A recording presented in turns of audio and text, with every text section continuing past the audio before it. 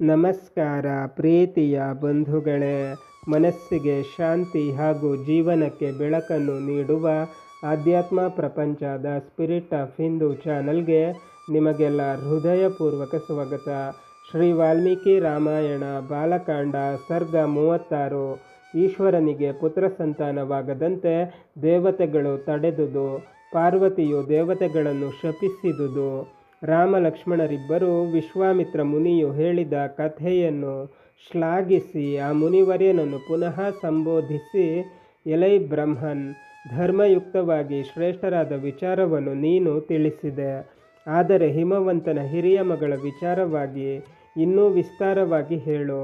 ನೀನು ಎಲ್ಲವನ್ನು ವಿಶದವಾಗಿ ಬಲ್ಲವನು. ಲೋಕಪಾವನೆಯಾದ ಗಂಗೆಯು ದೇವಲೋಕದಲ್ಲೂ ಮನುಷ್ಯ ಲೋಕದಲ್ಲೂ ಹುಟ್ಟಿ ಯಾವ ಕಾರಣದಿಂದ 3 ಲೋಕಗಳಲ್ಲೂ ಹರಿದು ಪಾವನ ಮಾಡುತ್ತಿದೆ.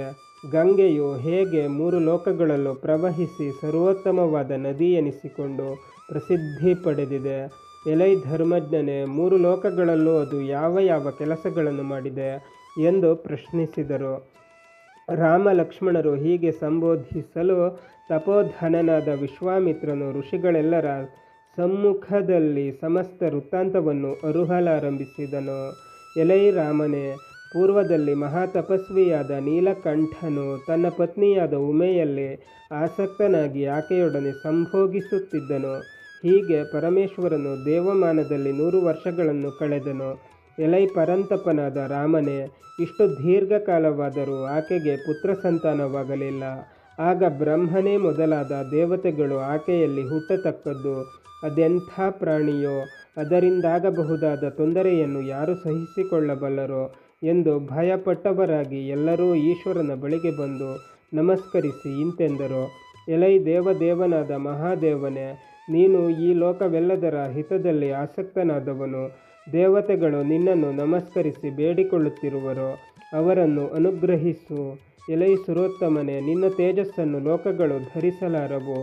3 ಲೋಕಗಳ ಹಿತದೃಷ್ಟಿಯಿಂದ ನೀನು ಸಂತಾನವನ್ನು ಪಡೆಯಬೇಕೆಂಬ ಅಭಿಲಾಷೆಯನ್ನು ಬಿಟ್ಟು ನಿನ್ನ ವೀರ್ಯವನ್ನು ನಿನ್ನ ತೇಜೋಮಯವಾದ ಶರೀರದಲ್ಲೇ ಧರಿಸಿಕೊಂಡು ಪಾರ್ವತಿ ದೇವಿಯೊಡನೆ ಪರಮಾತ್ಮನ ಸಂಬಂಧವಾದ ತಪಸ್ಸಿನಲ್ಲಿ ತೊಡಗು.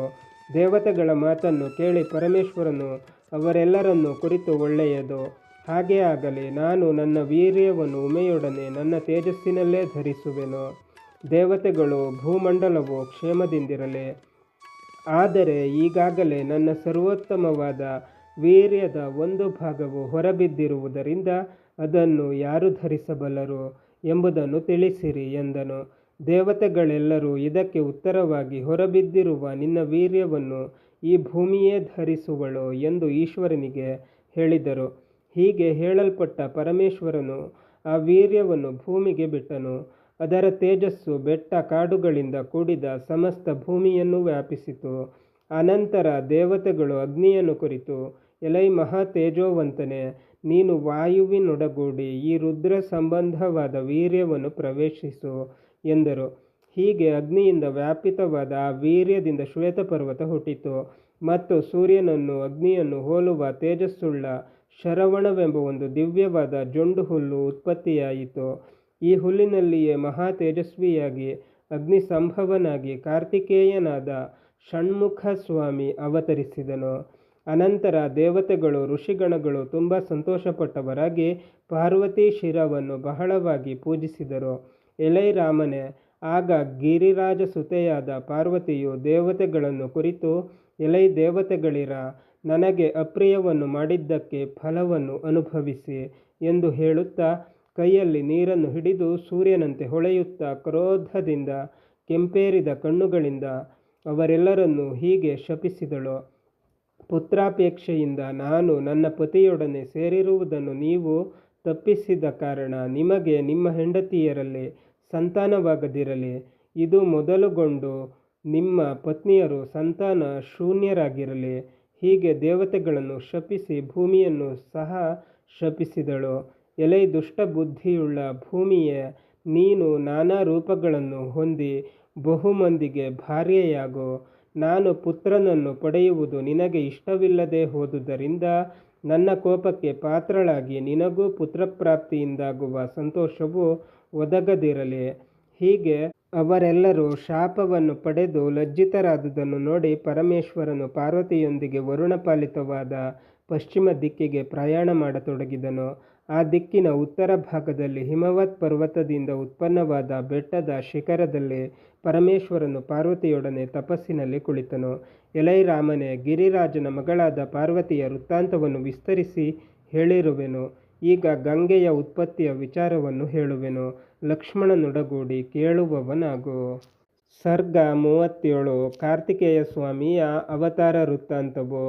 ಪೂರ್ವದಲ್ಲಿ ಪರಮೇಶ್ವರನು ತಪಸ್ಸು ಮಾಡುತ್ತಿರಲು ದೇವತೆಗಳು ಋಷಿಗಣಗಳು ತಮಗೆ ಒಬ್ಬ ಸೇನಾಪತಿಯನ್ನು ಇಚ್ಛಿಸುತ್ತಾ ಬ್ರಹ್ಮದೇವನ ಬಳಿಗೆ ಬಂದರು.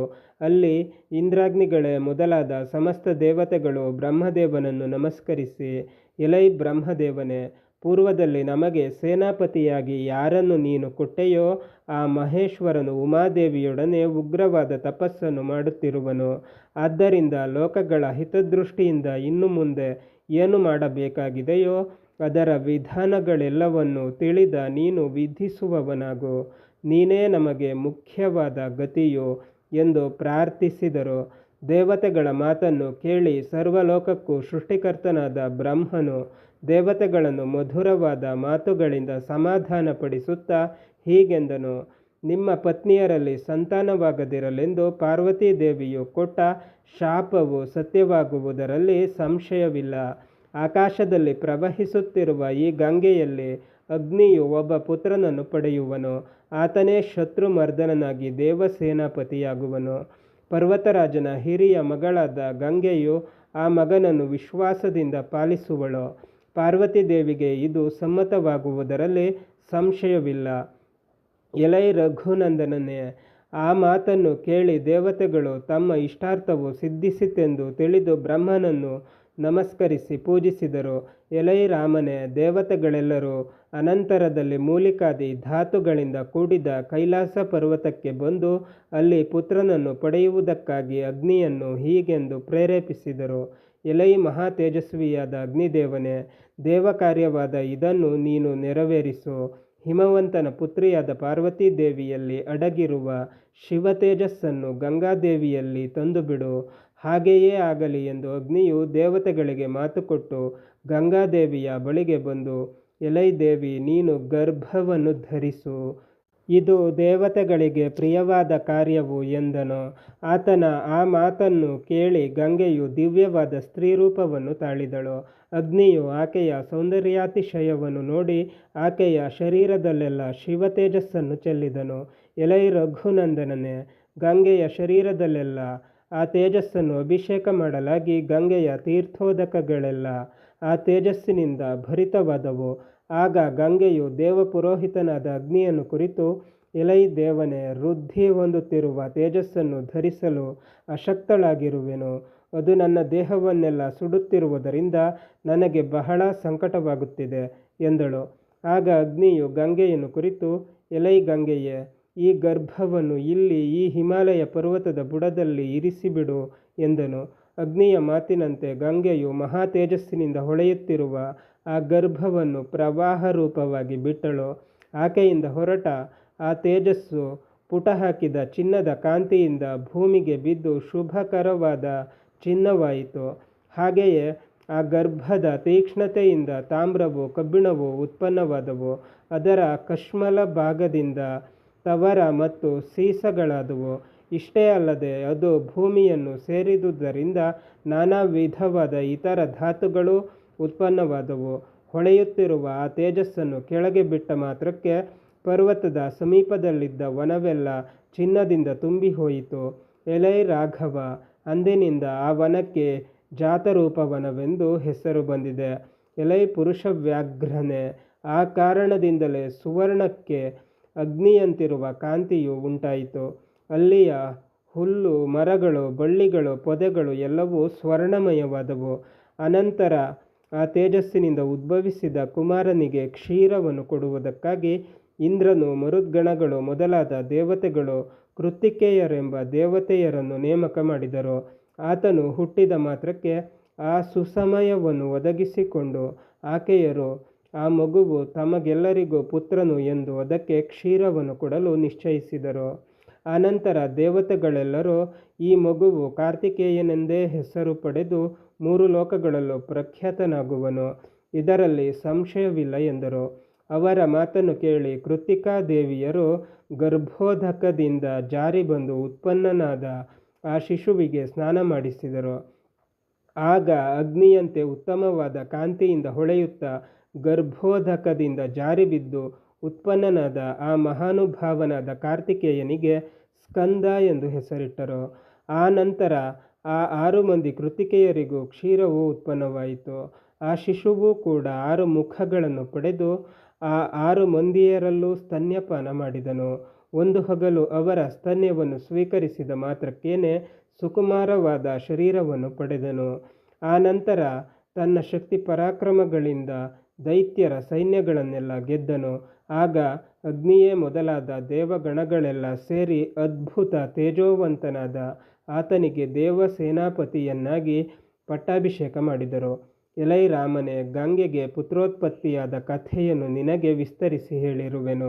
ಈ ವೃತ್ತಾಂತವು ಪುಣ್ಯಕರವೂ ಶ್ರೇಯಸ್ಕರವೂ ಆದುದು. ಎಲೈ ಕಾಕುತ್ಸನೇ, ಈ ಭೂಲೋಕದಲ್ಲಿ ಯಾವ ಮನುಷ್ಯನು ಕಾರ್ತಿಕೇಯ ಸ್ವಾಮಿಯ ಭಕ್ತನಾಗಿರುವನೋ ಆತನು ಮಕ್ಕಳು ಮೊಮ್ಮಕ್ಕಳನ್ನು ಪಡೆದು ಆಯುಷ್ಮಂತನಾಗಿ ಬಾಳಿ ಕಡೆಯಲ್ಲಿ ಕುಮಾರಸ್ವಾಮಿ ಇರುವ ಲೋಕದಲ್ಲಿ ಆತನೊಡನೆ ಇರುವನು. ಬಂಧುಗಳೇ, ಶ್ರೀ ವಾಲ್ಮೀಕಿ ರಾಮಾಯಣ ಮುಂದುವರಿಯುತ್ತದೆ. ಅಲ್ಲಿಯ ತನಕ ನಮ್ಮ ಚಾನಲನ್ನು ನೋಡ್ತಾ ಇರಿ. ಎಲ್ಲ ವಿಡಿಯೋಗಳನ್ನು ನೋಡಿ, ಶೇರ್ ಮಾಡಿ, ಲೈಕ್ ಮಾಡಿ, ಕಮೆಂಟ್ ಮಾಡಿ, ಹಾಗೆ ನಮ್ಮ ಚಾನಲನ್ನು ಸಬ್ಸ್ಕ್ರೈಬ್ ಮಾಡಿ.